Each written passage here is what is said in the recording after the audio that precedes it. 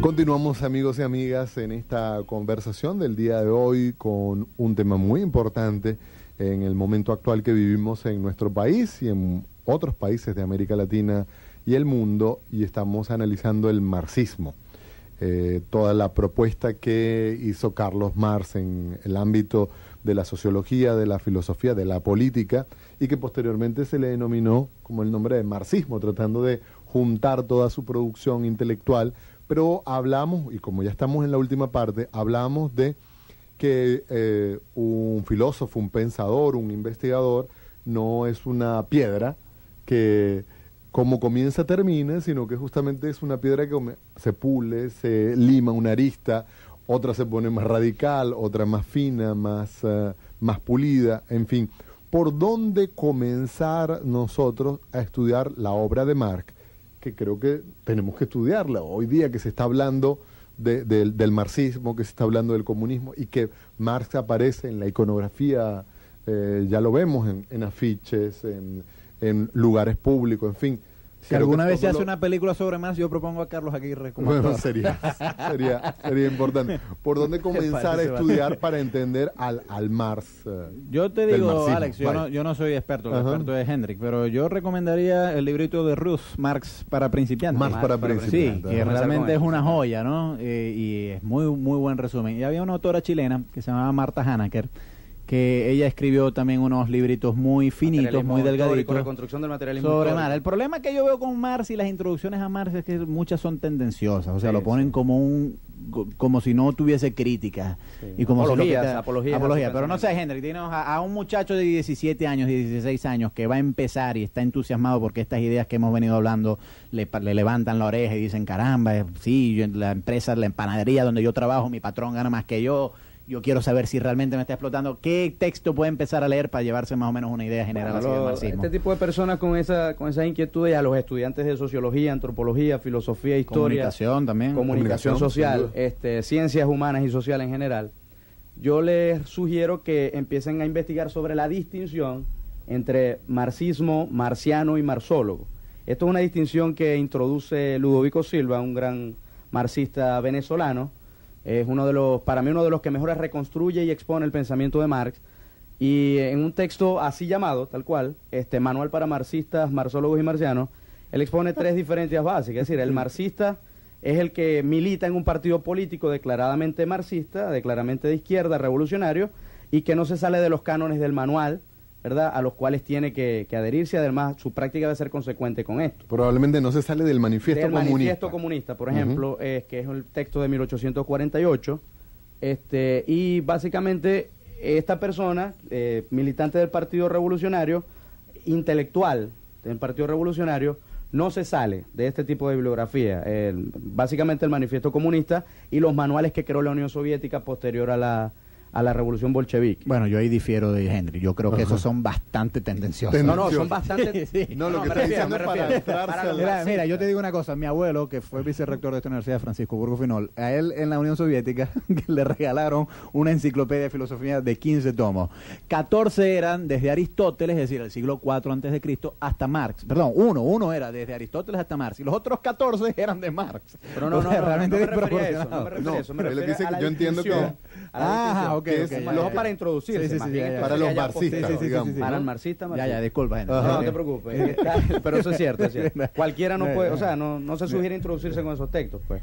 Está el marciano, que es el intelectual, filósofo, teórico, que no necesariamente tiene que adherirse a las doctrinas, y está el marxólogo, que es estudioso del marxismo y digamos, nada tiene que ver con el marxismo, no necesariamente tiene que militar en un partido revolucionario y no necesariamente tiene que adherirse a los dogmas o a las doctrinas del marxismo. Por ejemplo, hay varios jesuitas, hay un autor, un lógico polaco que se llama Boczynski, Harold Boczynski, que es dominico, que estudió perfectamente el marxismo y no es marxista, no es considerado un marxista. Bueno, y Alex viene de Fe y Alegría, y en Fe y Alegría los jesuitas trabajaron mucho el tema de la teología de la liberación. En línea general, la teología de la liberación tuvo como base filosófica el análisis del materialismo histórico. Esto en principio.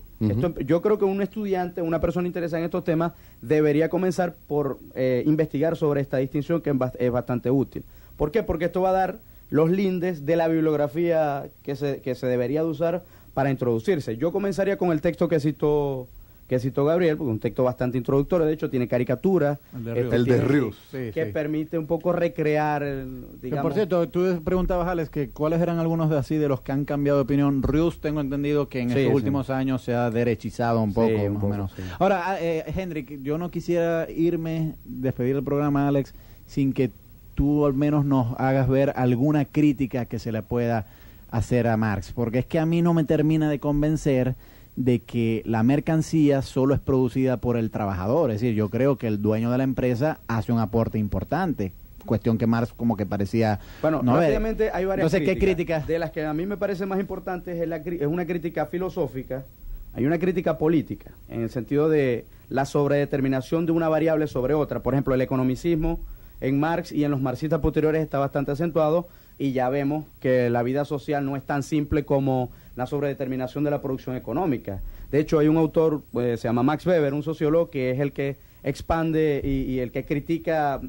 Fue acusado por la ortodoxia marxista como revisionista, pero verdaderamente es uno de los autores no marxistas que mejor comprende a Marx y que mejor expone sus ideas, pero que además mejor lo critica, introduciendo otras dimensiones, otras variables de la vida social también bastante importantes. Sí, que no todo es la economía. No todo es la economía, exactamente. Esto es desde un punto de vista político, digamos. Desde un punto de vista filosófico está la crítica a su método dialéctico. Hay un lógico argentino que dio clases en la Facultad de Humanidades hace muchos años, profesor Batistela, que en una entrevista expuso una vez que con el advenimiento del hombre marxista se cae fuera de la historia.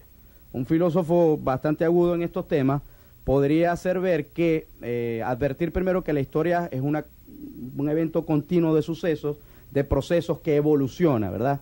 En tanto y en cuanto Marx propone el materialismo dialéctico a través de la explicación de los modos de producción, comenzando con el modo de producción asiático hasta el modo capitalista, terminando con el modo socialista.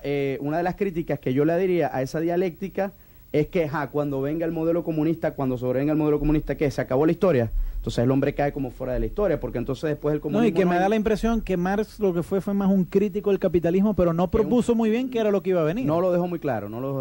Y quizás si uno ve cierta confusión en alguna gente del gobierno, como Tascón, otro, que era porque no haya delineado bien qué es lo que hay que hacer. ¿Qué es lo que hay que hacer exactamente? Eso no está bien prefigurado. Marx no dio unas líneas de gestión de gobierno de una sociedad futura. Y en ese sentido, tanto que criticó a los socialistas utópicos, y yo creo que él es bastante utópico y no tan materialista como se cree, porque esto es bastante ideal. Se puede comparar manzanas con manzanas o peras con peras, pero no se puede comparar manzanas con peras. Los críticos del capitalismo critican al capitalismo, pero no se conoce una sociedad comunista o socialista, y por lo tanto no podemos decir que moral y económicamente es mejor el socialismo que el capitalismo, cuando el capitalismo sí tiene experiencias en la vida social y el comunismo es solo todavía una gran idea. Así que yo creo que el idealismo en ese sentido también se expresa bastante además claro que en Marx, las ¿no? experiencias de intentos de comunismo no son precisamente las más afortunadas. El caso, por ejemplo, de... No, y a mí me sorprendió que el mismo Fidel lo Soviética, reconociera en estos días. De los errores, de los fallos, de los fracasos. Entonces, un poco como para resumir, Manifiestos Económicos y Filosóficos, que es una de las obras más filosóficas de Marx, para estudiantes de filosofía fundamentalmente. El Capital, que son 3 tomos y es bastante denso, reconozco que nunca lo he leído completo, pero ahí se exponen los aspectos económicos, digamos, en los mecanismos, el engranaje. Retrata Marx la explotación del hombre por el hombre y, digamos, en las sociedades mercantiles capitalistas. El Manifiesto Comunista es para más de personas que intentan militar o que van a militar en un partido político revolucionario. Digamos, sería la guía fundamental. Pero ahora, en cierta medida, en el Capital, si se analiza en profundidad, digamos, el monstruo por dentro, ¿no? Es decir, cómo son las relaciones que operan, todo el tema de la relación de la explotación. La tasa de explotación, la teoría del valor trabajo, el valor de uso, el valor de cambio, son conceptos claves en la filosofía económica de Marx. El concepto de ¿Va a influir en la economía actual, por ejemplo, claro, aún todavía las referencias, todos estos valores que agrega Marx? Yo creo la manera en que Chávez, el presidente Chávez, entiende la economía es bastante marxista, cercano a lo que decía Marx. Cercano. ¿Y la economía en general todavía sigue influida del vocabulario de alguna manera marxista? Sí, claro, sí. Influenciada, claro. De la economía clásica, inclusive, de la economía antes clásica. de Marx. Claro, Yo creo que eso depende también a qué universidad vaya, ¿no? La Universidad de Zulia no, pero la Universidad Bolivariana, por ejemplo, sí. Ahora, que Hendrik y yo estudiamos en la Facultad de Economía, ahí realmente lo que privilegia es más una visión liberal de la economía, donde realmente sea, más o menos como decía Adam Smith, la oferta y la demanda lo que dicte las leyes del mercado, y el mercado se va a autorregular. Bueno, más o menos así es como lo ven los profesores.